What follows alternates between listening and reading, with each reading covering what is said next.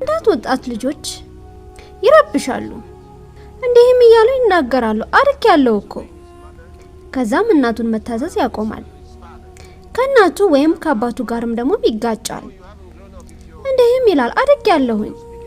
አይ ገና አላደግም። ንግግርህ የስድብ ከሆነ ለእናትህ ወይም ለአባትህ እያደግክ አይደለም፣ እንደውም እያነስክ ነው። አመታት ሲሄዱ ይበልጥ ትከብራላችሁ።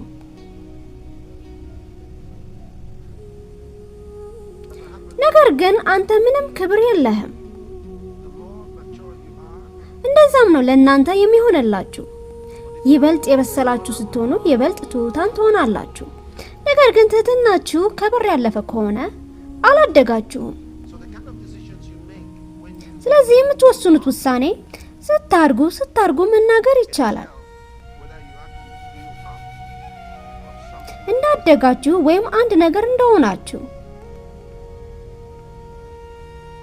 አንድ ነገር ነው ይሄ ይመስለኛል። የእግዚአብሔር ሰዎች መማር አለባቸው የተወሰነ ነገር ከመጽሐፍ ቅዱስ ትንሽ ስለ ተቀባይነት እዚህ ጋር ያወራል።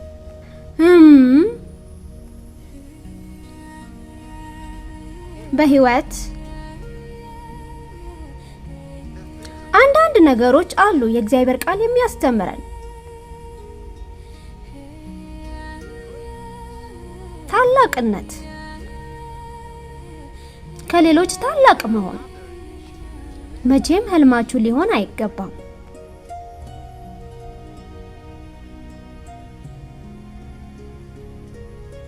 አታድርጉት።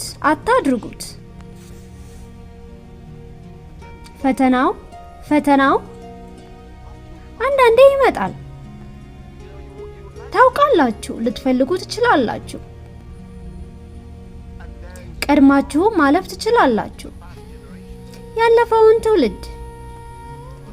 ነገር ግን ትልቅ ስለመሆን አይደለም።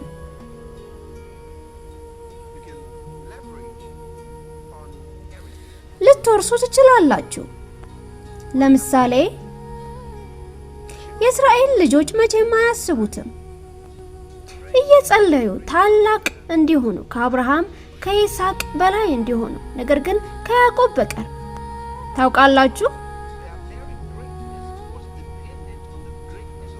ታውቃላችሁ የእነርሱ የላቀ ታላቅነታቸው የነበረው ጥገኛ ስለነበሩ ነው በእነዚህ ሰዎች ታላቅነት። ያዕቆብ ሊታሰብ ይችላል ከይስሐቅ የበለጠ እንደሆነ። አውቃችኋል፣ ወንድ ልጅ ነበረ ለይስሐቅ። ያ ነበረ በረከቱ። ታውቃላችሁ የይስሐቅ ታላቅነት ከአብርሃም ቢመስልም እንደዛ አይደለም። ተባርኮ ነበር፣ ምክንያቱም የአብርሃም ልጅ ስለነበረ ነው። ስለዚህ እንዲህ ተናግሯል፣ ይህ መታሰቢያዬ ነው ለዘላለም፣ እኔ እግዚአብሔር ነኝ። እንዲህ ተናግሯል፣ እኔ በዚህ እታወቃለሁኝ። የአብርሃም እግዚአብሔር፣ የይስሐቅ እግዚአብሔር፣ የያዕቆብ እግዚአብሔር። ኢየሱስን ምን ብለው ይጠሩታል? የአብርሃም ልጅ፣ የዳዊት ልጅ።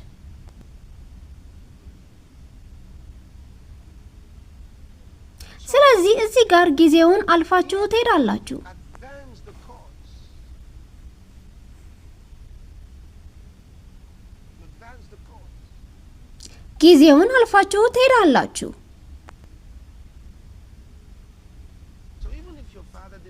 አባታችሁ ትምህርት ቤት ባሄድም እንኳ እና በደንብ የተማራችሁ ብትሆኑ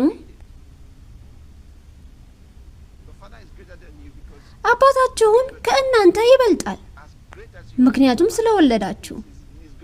እንደ ትልቅነታችሁ እንደዛም አባታችሁ ነው።